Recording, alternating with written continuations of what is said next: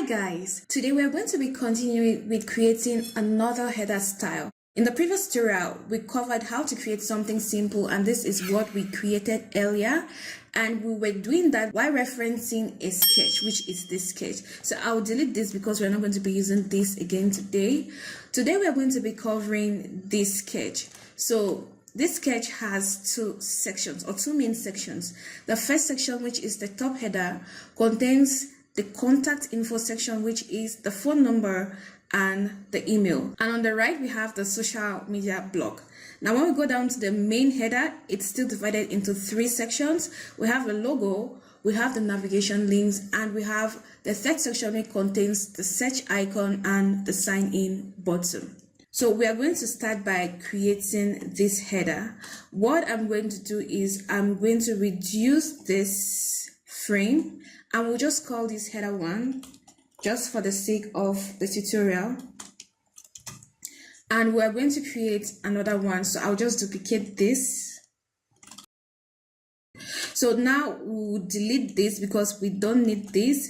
In the previous tutorial, we have already created a navigation link component. We have our icons, we have a color palette, we have the buttons and everything in place. So like the previous tutorial, I'm still going to attach a link to the Figma file. So if you want to work with me, you just need to download the file and you can just follow up. I'll just duplicate this. And I'll just take this down a little bit and bring this up. Okay, so it's usually a good practice to have your sketch in place. It doesn't have to be inside your canvas like this. Most of the times I have it on paper. I just use the paper, I reference it directly from the paper or from my book, and I start designing. But in this case, I'm bringing this in just because of the tutorial. So the first thing we'll need to do is to bring in icons. This is going to be a phone icon, an email icon, then the social media links. So what I'm going to do is, rather than going through my assets, I already have my component library here. I'll just ungroup this and I'm going to bring this in. So this is going to be phone. I'll hold down my Alt key to duplicate and I'll drag it inside the frame because this is a frame. This is it highlighted here and the phone is inside. And the next thing we need to do is to bring in an envelope to indicate that it's an email address. What else? We need a social media link. So we are going to bring this group in. I'll duplicate it because those are the main components and I don't want to use them. And the next thing we need to do is to bring in the search icon. We have a search icon here. So I'll just bring this in. Is anything else missing? No, I think that we are good to go. Okay, so we will start by creating a text. Come to the toolbar, we'll select the text tool and I'll just click once. So this is going to be +237 1 2 3 4 5 6 7 8 9. Okay, so this is fine for the text. I will duplicate this holding down the Alt key, Shift, then we'll just enter twinhero@gmail.com. And these icons will have to be on the right. So we're going to deal with this later on.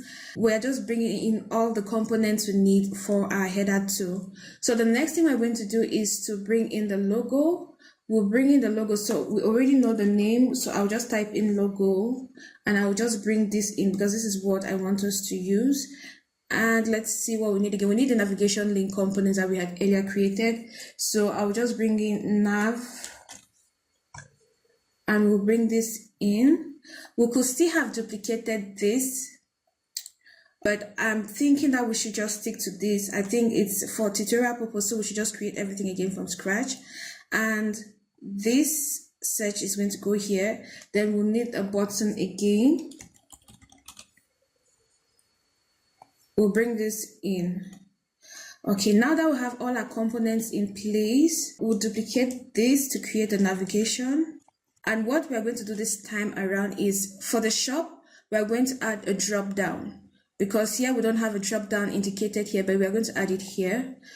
We have about here for the first label. The next is services, shop. So this is where we will have to change this to the drop down. We already created the navigation component that had two variants, one without the drop down and one with the drop down. So with this selected, we'll come to where we have the right icon, and I'll just click on the toggle switch once, and that is the icon we've added. So we'll just call this shop, and the last is contact. Okay, now for the button, we'll need to turn on the primary button because our primary button is filled with the black color.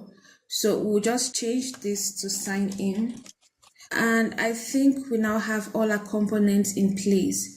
Okay, so what we are going to do now is to deal with the top header section before coming down to the main header. Now I will switch on my layout grid because I need them in order to make the right placement. So with the header frame selected, I'll come to where we have layout grid, click on the eye icon to make it visible, and we'll start grouping our elements. So this is one, this is 2, and this is 3. Together, this is one section, and this one section has 2 components within, and this is another section. So we are going to select the phone number and the icon, and we'll hit Shift A to give it an auto layout, and the gap between these two is going to be 16. It could be any number, it doesn't have to be 16.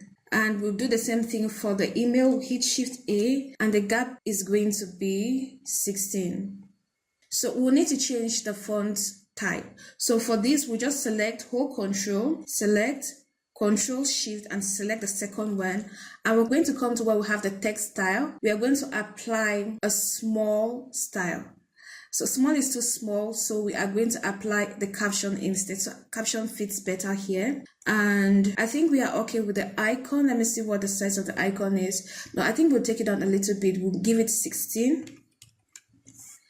And we're going to give this 16 to constrain the proportions. Please make sure you constrain the proportions for it to apply to both the width and the height. Then we'll look at our auto layout to make sure that our auto layout is centered and left aligned. This is not centered. You can see that there is something wrong here. So we'll select this and we'll just come right here and click on align left. So this is the first section and we are good to go. You see how I make sure that it's aligned to the layout grid? It's very important. Now with this, I don't think that we need to change much here. The proportions are okay by me. The only thing we need to do is to change the spacing and the color. We'll get to the color later on. I'm going to hit Shift A to give it an auto layout, and the spacing in between, I want it to be 16. So this is going to be aligned to the right. And what I also want to do here is I want the top header to have a dark color, or it could have the yellow color, while the main header is still going to have the white color with the drop shadow. So we'll select these two first, because remember we are dividing this into 2 sections. So this first section is going to have auto layout. We'll leave it the way it is, or we could still change it. If you want to have a consistent layout, we could still change it to 48. It would still be fine, but I will just undo it and leave it the way it is. And we're going to select this section and this section, then hit Shift A to give it an auto layout again. So with this still selected, we'll come to where we have the auto layout frame, and we're going to align to the center, but we're going to auto align to the center. And in order to do that, we'll have to double click where we have align center. So double click, and it has given automatic spacing in between this section and this section. So we'll now have to add padding top and bottom, padding left and right. So we'll first of all start with the horizontal padding, which is going to be 120. And like I explained in the last tutorial, it's because the current frame has a margin of 120 and 120. So we're going to adjust this later on. We're going to stretch it out to reach the edge of the container. We also want to add a padding top and bottom, and the padding top and bottom this time around is going to be 16. We want it to be smaller. So now we are going to stretch this to the left and stretch to the right. So we'll align this to the top, make sure that this is still selected. We'll come to where we have the align properties, and we're going to click on align to top. And remember I said we have to change this color. I want this background to be a little bit different than what we had the previous time. So we are going to give this the gold background. So with this selected, we'll come to where we have fill, and we're going to click on the styles and variable. we are going to select this gold color. So one thing you're going to notice is that this is not actually the black color that this one has. Let's turn off the layout grid. When we select this frame, you can see that the colors here are not actually the colors that are part of our color palette, and we need to stick to our color palette. We want to use the black in our color palette. So what we are going to do is just click on the style icon here. I will select this black. We'll do the same thing with this. We are not currently using pure black. We're using another shade of black. So we'll still do the same thing here.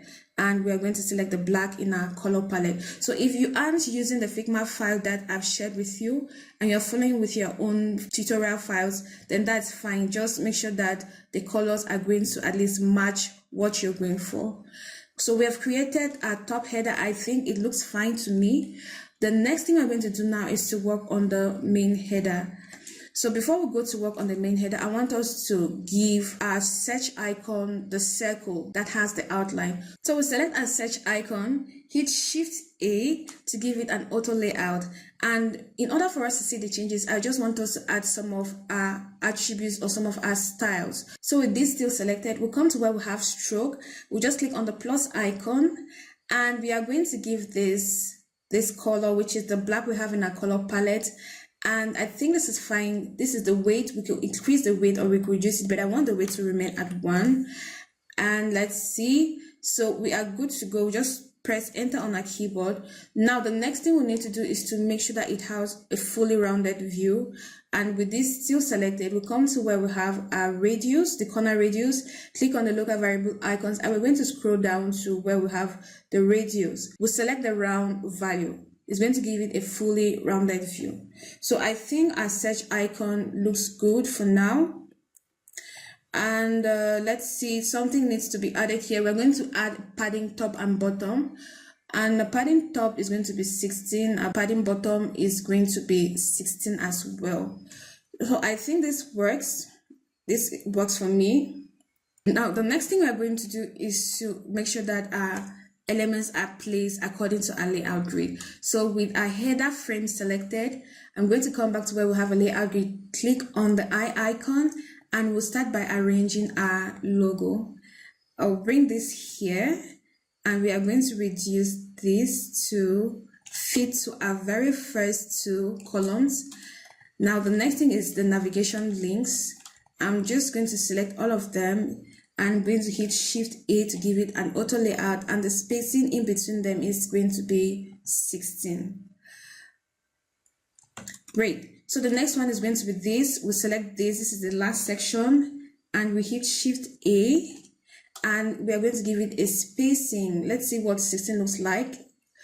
Okay, 16 is not bad. I think it could be larger, but let's just leave it at 16. So I think this works. Now we'll select all of our elements and we're going to still hit Shift A to give it an auto layout, but we need to align it to the center. So come to where we have our auto layout, click on where we have align center, and next thing we're going to do is to add the horizontal padding, which is going to be 120, and the next is going to be our vertical padding, which is going to be 24 pixels. So I'll just align it to the left and I'll adjust it so it reaches just the very end of our top navigation. Yeah, so this looks fine to me. I will turn off the layout grid so that we can create our drop shadow. We'll come back to where we have the layout grid, click on the eye icon to hide, then we'll add a fill first so that our drop shadow will not appear behind the various elements within the frame itself. We'll come to where we have fill, click on the style icon and we'll select our white, which is already in our color library.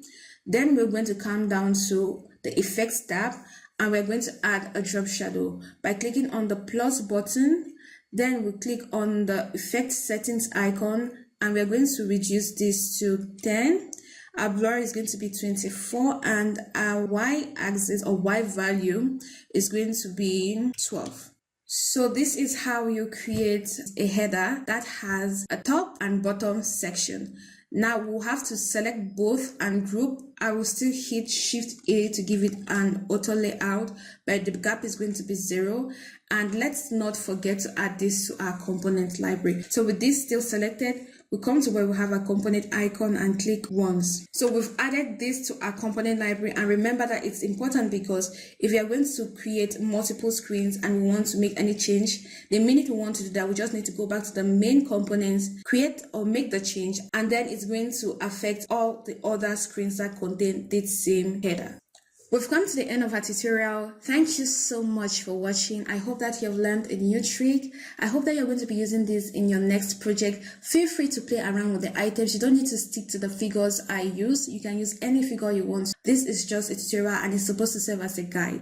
In the next tutorial, we're going to be covering how you can add or create a header style like this that has 3 sections or 3 levels. It has the top level, it has the middle level, and it has the bottom level. So the top level, the main header, and the bottom level. Stay tuned. If you haven't subscribed, you need to subscribe so that you can keep on learning more tricks and just adding to your skills. Thank you so much for watching. Till next time, bye bye.